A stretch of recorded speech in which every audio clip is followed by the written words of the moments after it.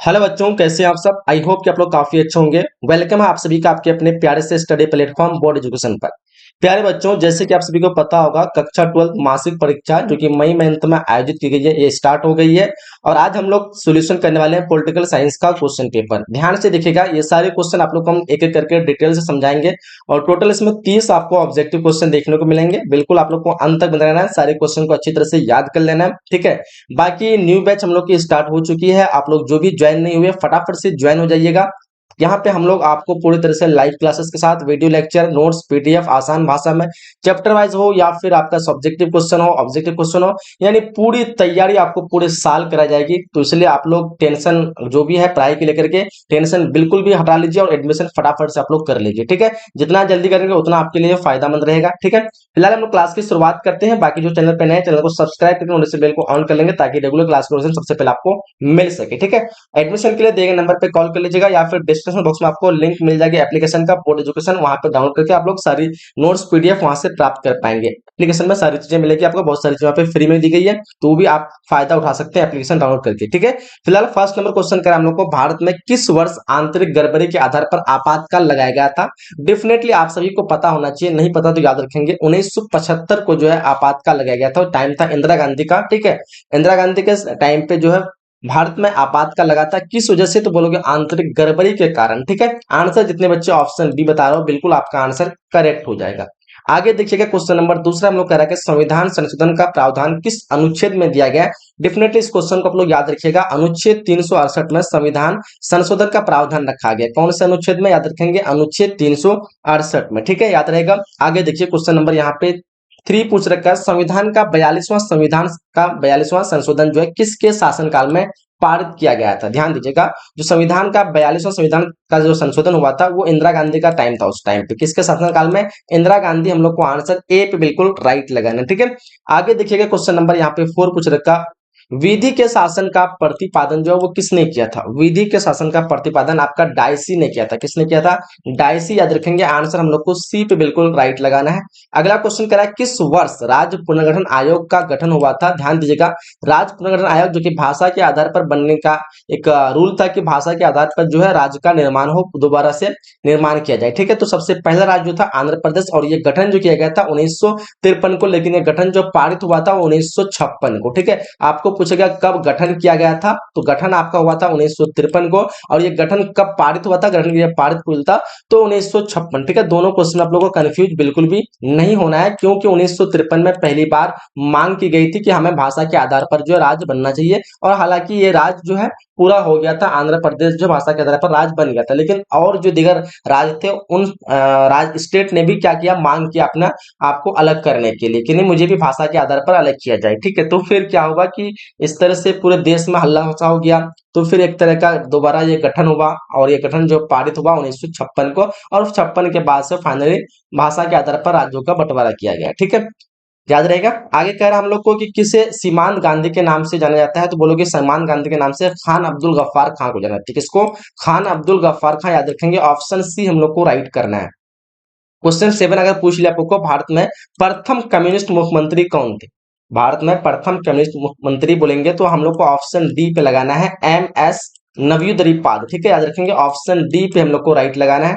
अगला क्वेश्चन कह रहा है, जवाहरलाल नेहरू का निधन जो हुआ था वो किस वर्ष हुआ था। इस क्वेश्चन का जो राइट आंसर होगा हम लोग को 1964 को लगाना है। ऑप्शन सी पे बिल्कुल एब्सोल्युटली करेक्ट लगाना है, 1964। कह रहा हम लोग को भारतीय जनसंघ के संस्थापक कौन थे, तो भारतीय जनसंघ के संस्थापक अगर पूछिए आप लोग को, तो आंसर इस क्वेश्चन का ऑप्शन ए पे लगाना, डॉक्टर श्यामा प्रसाद मुखर्जी। याद रहेगा, डॉक्टर श्यामा प्रसाद मुखर्जी जो कि भारतीय जनसंघ के संस्थापक थे, ठीक है, क्लियर।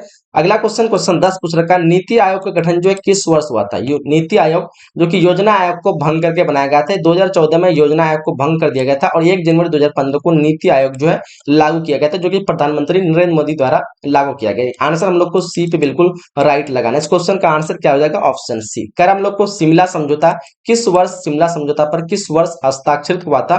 तो देखो यहाँ पे 11 नंबर क्वेश्चन के जो हम लोग को राइट लगाना है वो 1972 को शिमला समझौता पर हस्ताक्षरित हुआ था, ठीक है। कब हुआ था, 1972 को, जब भारत और पाक का युद्ध हुआ था 1971 में, ठीक है। और बांग्लादेश की मांग की गई तो बांग्लादेश जो है बना अलग राष्ट्र है। उसके बाद शिमला समझौता हुआ था 1972 को, ऑप्शन ए। 71 को बांग्लादेश का निर्माण हुआ, ठीक है। 1971 को भारत और पाक के बीच का युद्ध हुआ, और यही भारत और पाक के बीच में जो क्या हुआ, शिमला समझौता हुआ 1972 को। ऑप्शन बी पे हम लोग को राइट लगाना है। गरीबी हटाओ का नारा जो है वो किसने दिया था, तो बोलोगे सर गरीबी हटाओ का नारा ये तो इंदिरा गांधी ने दिया था। किसने दिया था, इंदिरा गांधी ने कहा कि गरीबी हटाओ, ठीक है। आंसर हम लोग को ए पे बिल्कुल राइट लगाना है, काफी इंपॉर्टेंट क्वेश्चन है।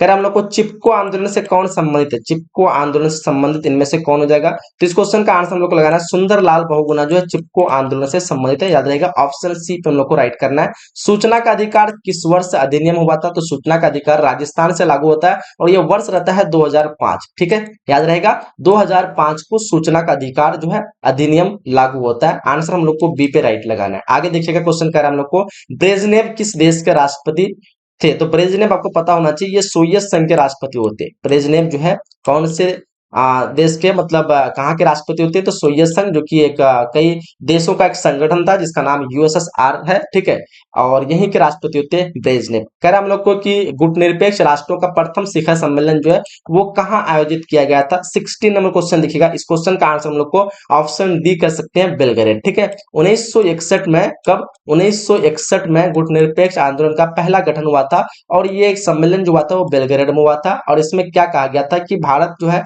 किसी भी जो है गुट में शामिल नहीं होगा, क्योंकि उस टाइम पे 1945 से और 1991 के बीच में क्या चल रहा था, युद्ध चल रहा था। कौन सा युद्ध, शीत युद्ध चल रहा था 1945 से 1991 के बीच में, ठीक है। इस शीत युद्ध के दौरान दो गुट बने थे, एक तरफ था यूएसए, एक तरफ था सोवियत संघ, ठीक है। इन दोनों गुट में जो है शामिल होना चाहता था कुछ कुछ देश जो है नहीं होना चाहता था कि किसी के गुट में शामिल नहीं होंगे, उसी को कहते हैं गुट निरपेक्षता। टोटल 25 देशों ने एक सम्मेलन किया था और 1961 में सम्मेलन हुआ था। कहां पे हुआ था, बेलग्रेड में पहला सम्मेलन हुआ था। आंसर हम लोग को डी पे लगाना, ठीक है। इसका मुख्य उद्देश्य था कि किसी भी गुट में शामिल नहीं होना, दोनों में से, ठीक है। हम लोग अगला एक नया गुट बनाएंगे। क्वेश्चन 17 कह रहा हम लोग को सोवियत संघ का विघटन जो है कब हुआ था, आपको पता होना चाहिए। सोवियत संघ का विघटन कई कारणों से हुआ था, ठीक है, और ये फाइनली जो विघटन हुआ था ये 25 दिसंबर 1991 हुआ था। आंसर हम लोग को डी पे लगाना है, ठीक है। 1989 को बर्लिन की दीवार गिरा गई थी, और जो बर्लिन की दीवार जो बनाई गई थी सोवियत संघ और यूएसए को क्या कहते हैं अलग करने के लिए बनाई गई थी। जैसी जो है बर्लिन को दो भागों में बांट गया था, बीच में दीवार देकर के पूर्वी जर्मनी, सॉरी हाँ, जर्मनी को दो भाग में बांट गया था, पूर्वी जर्मनी और क्या कहते हैं पश्चिमी जर्मनी। जर्मनी की राजधानी बर्लिन हुआ करती, बर्लिन में एक दीवार बनाई गई थी और जिसको 1989 में तोड़ दिया गया था, और 1990 में जर्मनी का एकीकरण हो गया था, और 1991 में क्या हुआ, सोवियत संघ का विघटन हो गया था, ठीक है, याद रहेगा। आंसर हम लोग को डी पे बिल्कुल राइट लगाना है।